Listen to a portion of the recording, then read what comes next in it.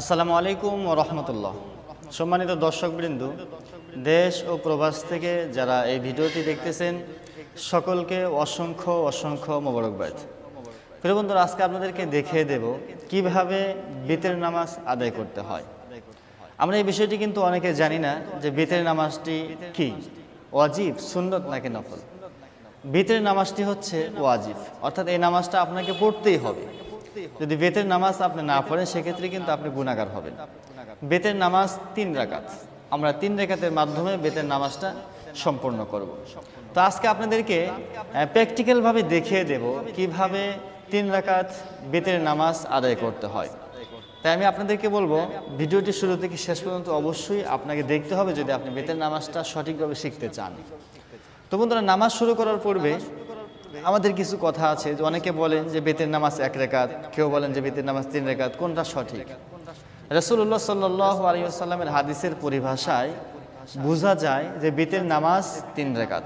1 রাকাত কোনো বেতের নামাজ নেই। অনেকে বলতে পারেন যে 1 রাকাত সাবেত আছে, কিন্তু যেই সমস্ত হাদিস দ্বারা দলিল দেন আমি বলবো ওই হাদিসটি তারা জয়ীফ হিসেবে অ্যাকসেপ্ট করে নিয়েছেন। আসলে মূল বিষয়টি হচ্ছে আইম্মা ইকরামদের যে মত সেটি হলো বেতের নামাজ 3 রাকাত। 3 রাকাত বেতের নামাজটা ওয়াজিব আমাদের উপরে। তো যাই হোক, আমরা বেতের নামাজটা 3 রাকাত আদায় করে নেব এখন। তো নামাজটি আদায় করার পূর্বে আমাদের আরেকটি বিষয় জানতে হবে, সেটি হলো নিয়তের বিষয়টি নিয়ে। আমরা কিন্তু অনেক সময় দেখা যায় নিয়ত নিয়ে একটু বাড়াবাড়ি ছাড়াছাড়ি করি। অনেকে বলে থাকেন যে আরবি নিয়ত না বললে তার নামাজই হবে না, আবার কেউ বলেন যে আরবি নিয়ত না বললে নামাজ হবে। এখন আমরা অনেকে দ্বিধাদ্বন্দ্বের মধ্যে পড়ে যাই যে কোনটা শুদ্ধ কোনটা সঠিক কথা। তা আমি আপনাদেরকে এই কথাই বলবো যে নিয়তটা হচ্ছে অন্তরের বিষয়, আর নিয়ত ফিল কলব, আপনার অন্তরে যেটা ইরাদা করে ইচ্ছা করে সেটাকেই নিয়ত বলা হয়। এখন উদাহরণস্বরূপ আপনি ধরে নেন, আপনি যখন ওযু করতেছেন, আপনি ওযু করার সময় কিন্তু অটোমেটিকলি আপনার নিয়ত হয়ে গিয়েছে যে আপনি নামাজের জন্য নিয়ত করতেছেন। মাগরিবের নামাজ অথবা ঈশার নামাজ অথবা বেতের নামাজের জন্য আপনি নিয়ত করতেছেন, অটোমেটিকলি কিন্তু আপনার নিয়তটা তখন হয়ে গিয়েছে।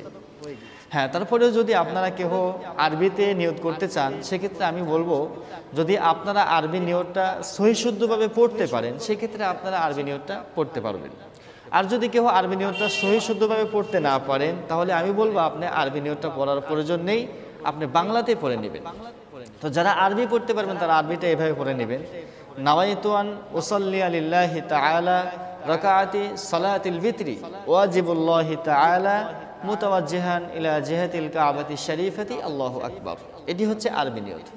আর যদি কেউ আরবি না পারেন সেক্ষেত্রে আপনি বাংলা এভাবে পড়তে পারেন, আমি 3 রাকাত বিতরের নামাজের নিয়ত করিতেছি আল্লাহু আকবার।